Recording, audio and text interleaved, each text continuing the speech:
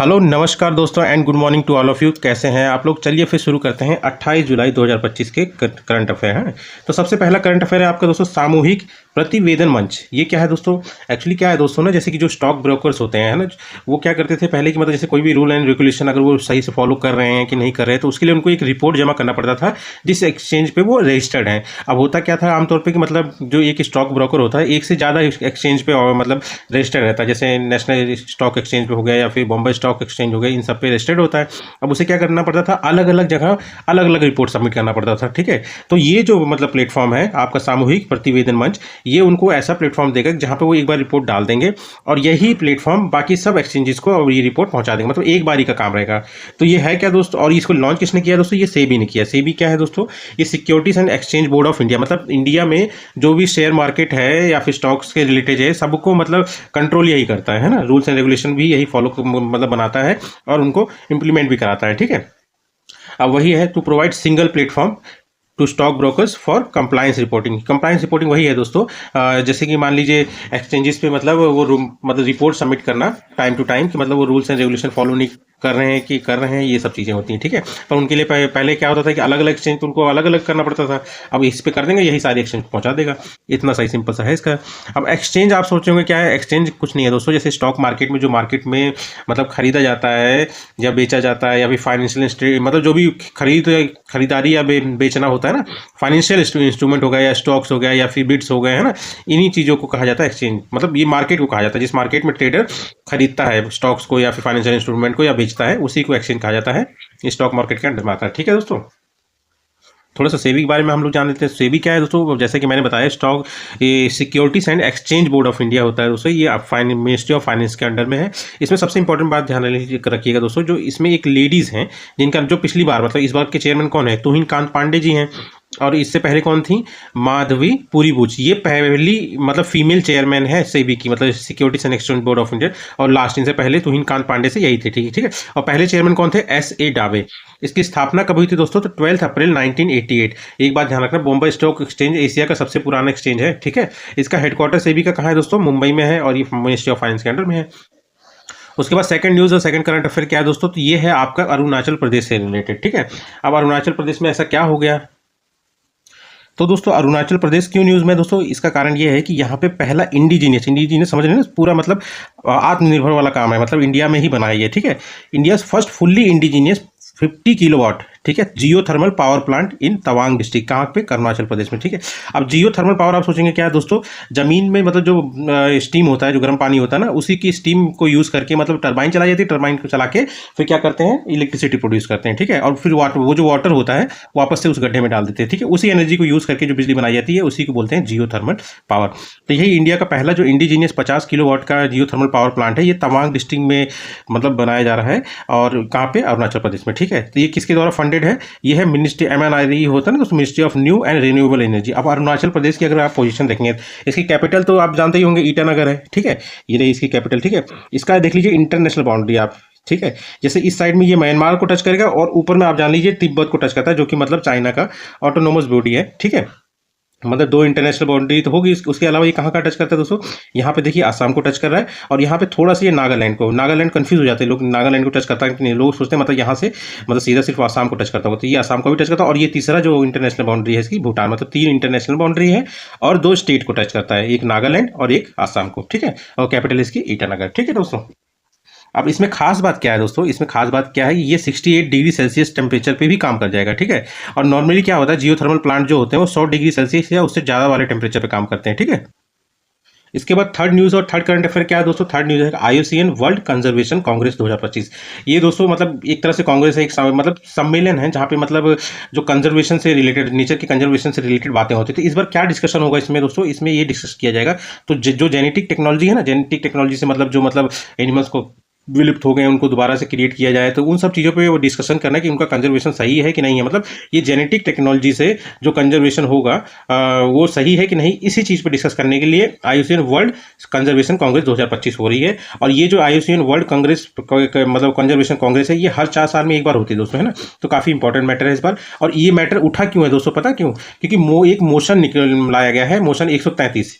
ये किसके द्वारा लाए गए, जो इन्वायरमेंटल ग्रुप्स है ना उनके द्वारा लाए गए, किसको, तो आईयूसीएन में, आईयूसीएन को दिया गया है, मतलब गिवन बाय और मतलब इन्वायरमेंटल ग्रुप्स टू आईयूसीएन, ठीक है। और इसमें कहा गया है कि जो भी जेनेटिक टेक्नोलॉजी यूज की जा रही है कंजर्वेशन के लिए उसको बैन किया जाए, है ना।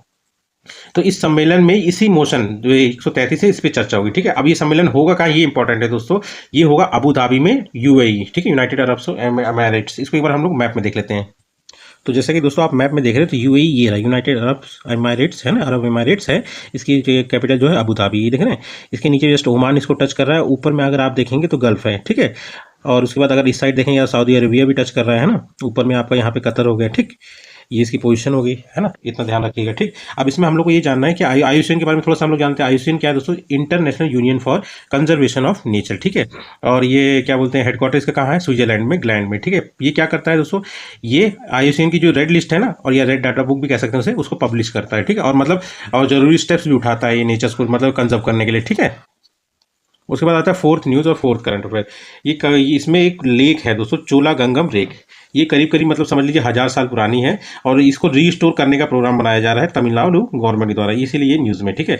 ये किसके द्वारा बनाई गई थी, तो ये बनाई गई थी दोस्तों जो राजेंद्र चोला फर्स्ट थे ना, उनके द्वारा बनाई गई थी। और इसलिए लेक को पुनेरू लेक भी कहा जाता है, लोकली लोकली कहा जाता है यहाँ पे, मतलब तमिलनाडु में इसको पुनेरू लेक भी कहा जाता है, ठीक है। अब थोड़ा सा हम लोग जान लेते हैं किंग राजेंद्र चोला फर्स्ट, ठीक है।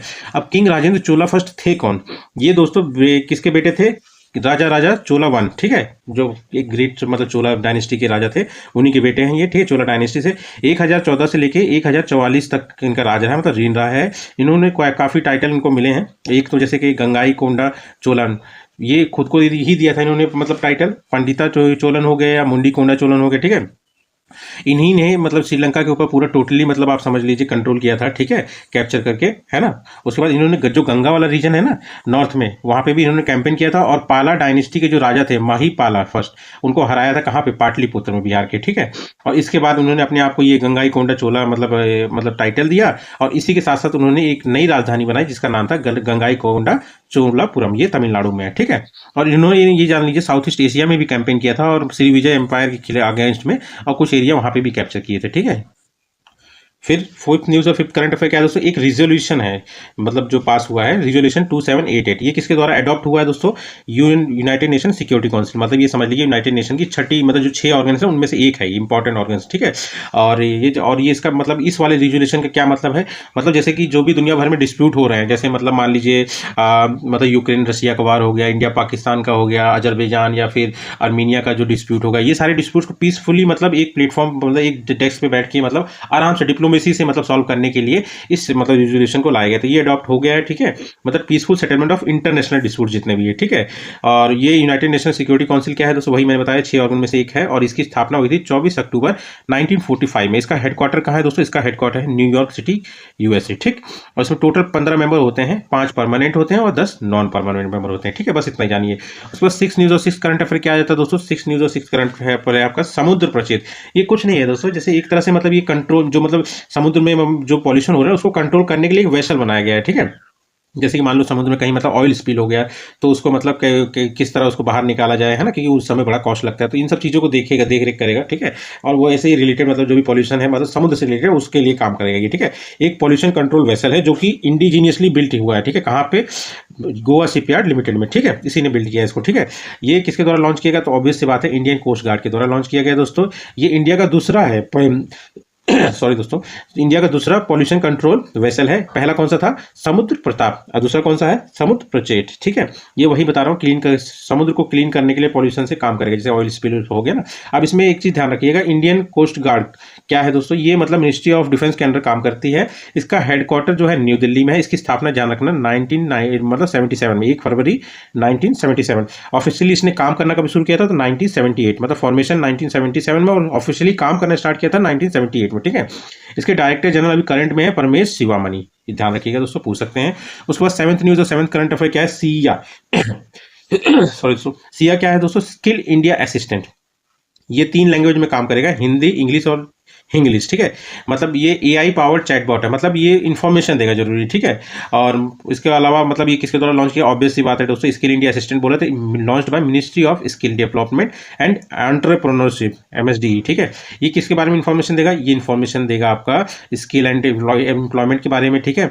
और उसके स्किल से रिलेटेड जो भी कोर्सेज होगा उनको रिकमेंड करेगा, ट्रेनिंग सेंटर्स के बारे में बताएगा। और हाँ, जो स्किल मतलब आपके पास है उससे रिलेटेड मतलब स्किल मतलब जॉब्स को भी मतलब ये रिकमेंड करेगा, ठीक है। कैन बी यूज थ्रू, मतलब ये किसके द्वारा यूज कर सकते हैं, स्किल इंडिया डिजिटल हब जो है उसके द्वारा, या फिर आप व्हाट्सएप के थ्रू भी यूज कर सकते हैं इसको, ठीक है। और वही जॉब भी देगा, मतलब रिकमेंड करेगा, ऐसा नहीं प्रोवाइड करा देगा, रिकमेंड करेगा, हाँ ये जॉब है आप जाइए, और इंटरव्यू होने के बाद आपका हो जाएगा। इसी से रिलेटेड किसके अंतर्गत हुआ भी है दोस्तों, ये सब चल रहा है नेशनल स्किल डेवलपमेंट कॉर्पोरेशन के अंडर में, जो कि 2008 में फॉर्मेशन हुआ था इसका। ये एक पब्लिक प्राइवेट पार्टनरशिप है जिसको किसने स्टार्ट किया था, मिनिस्ट्री ऑफ फाइनेंस में, ठीक है। हेडक्वार्टर इसका कहाँ है, नेशनल स्किल डेवलपमेंट कॉर्पोरेशन का, ये न्यू दिल्ली में है। इसमें जो शेयर है दोस्तों 49% शेयर जो है मिनिस्ट्री ऑफ स्किल का, और 51% शेयर किसको दिया गया, प्राइवेट सेक्टर, ठीक है। बस इतना ध्यान रखिए। उसके बाद आता है 8 न्यूज़। 8 न्यूज़ क्या है दोस्तों, महादाई रिवर। महादाई रिवर अभी हाल फिलहाल में न्यूज़ में क्यों है दोस्तों, क्योंकि इसमें एक डिस्प्यूट चल रहा है, ठीक है। डिस्प्यूट ये चल रहा है कि गोवा के जो मतलब CM है उन्होंने कहा है कि मतलब जो सुप्रीम कोर्ट ने कर्नाटका को मतलब मना कर दिया है कि कोई भी प्रोजेक्ट लगाने के लिए इसके ऊपर, ठीक है। एक्चुअली कर्नाटका क्या है ना, कर्नाटका एक प्रोजेक्ट लगा रहा है, लगाना चाहता है कालसा बंदूरी प्रोजेक्ट, ठीक है। इससे क्या करना चाहता है वो, कर्नाटका में लगा के जो मतलब नॉर्थ वाला पार्ट है कर्नाटका का, वहां पे पानी की कमी को पूरा करना चाहता है, ठीक है। अब इसका इन दोनों का जो पानी है ये डाइवर्ट करके किस में डालेगा, मालप्रभा रिवर में डालेगा, और फिर उसी से वाटर रिक्वायरमेंट को पूरा करेगा कर्नाटका के रीजन में, ठीक है। और ये किसके बीच में डिस्प्यूट है, वही कर्नाटका और गोवा के बीच में, ठीक है। इसको मांडवी रिवर भी कहा जाता है, या रियो डी गोवा रिवर भी कहा जाता है, इसको लाइफ लाइन ऑफ गोवा भी कहा जाता है।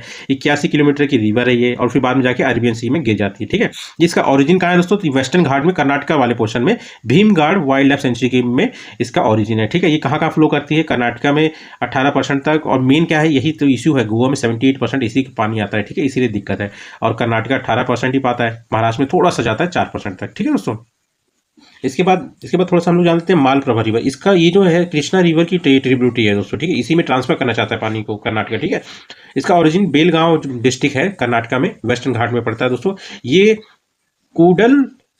कूडल संगम, ये एक जगह है जहाँ पे मतलब कहाँ पे है, बेलाघाट बागलकोट मतलब डिस्ट्रिक्ट कर्नाटका में, यहीं पे जाके संगम होता है इसका, किससे, कृष्णा रिवर से जाके मिलती है, ठीक है।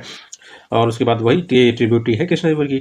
उसके बाद 9th न्यूज़ क्या है दोस्तों, 9th न्यूज़ है आपको वर्ल्ड्स बेस्ट एयरपोर्ट अवार्ड 2025, किसके द्वारा लाइए, ट्रैवल प्लस लीजर के द्वारा। ये एक मैगजीन मतलब पब्लिश करती है, ऑल ओवर वर्ल्ड काफ़ी फेमस है। और ये जो मेन स्पेशल इसलिए है क्योंकि ये वोटिंग के थ्रू बनाया जाता है, किसके, जो ट्रैवलर्स होते हैं या फिर जो रीडर्स होते हैं ट्रैवल प्लस लीजर मैगजीन के, ठीक है। और ये फर्स्ट पे है इस्तांबुल एयरपोर्ट, ठीक है। और सेकंड पे है आपका छत्रपति शिवाजी, मतलब सेकंड नहीं दोस्तों, 9th है, 9th पे हमको यही याद रखना है कि 9th पे अपना एक है एयरपोर्ट जिसका नाम है छत्रपति शिवाजी महाराज इंटरनेशनल एयरपोर्ट मुंबई, ठीक। और 10th न्यूज़ और 10th करंट अफेयर लास्ट क्या है दोस्तों, नेशनल कोऑपरेटिव पॉलिसी 2025, मतलब ये हम मतलब लॉन्च हुआ है, मिनिस्ट्री ऑफ जो क्या नाम है, अमित शाह जी उन्होंने लॉन्च किया है। ये किसको रिप्लेस करेगा, ये नेशनल कोऑपरेटिव पॉलिसी 2002 को रिप्लेस करेगा, ठीक है।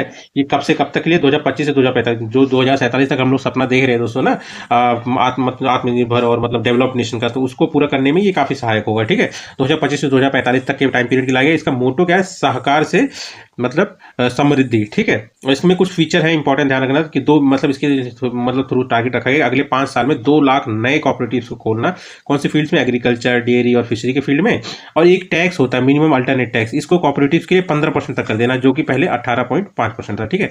अब एक चीज ध्यान रखना दोस्तों, international year of cooperatives United nation ने डिक्लेयर किया था सबसे पहली बार 2012 में, और इस बार जो 2025 है इसको भी international year of cooperative declare किया है यूनाइटेड नेशन ने, ठीक है। ठीक है दोस्तों, तो यही थे आज के करंट अफेयर्स, कल मिलते हैं। और अगर वीडियो अच्छा लगे प्लीज सब्सक्राइब करना। Thank you.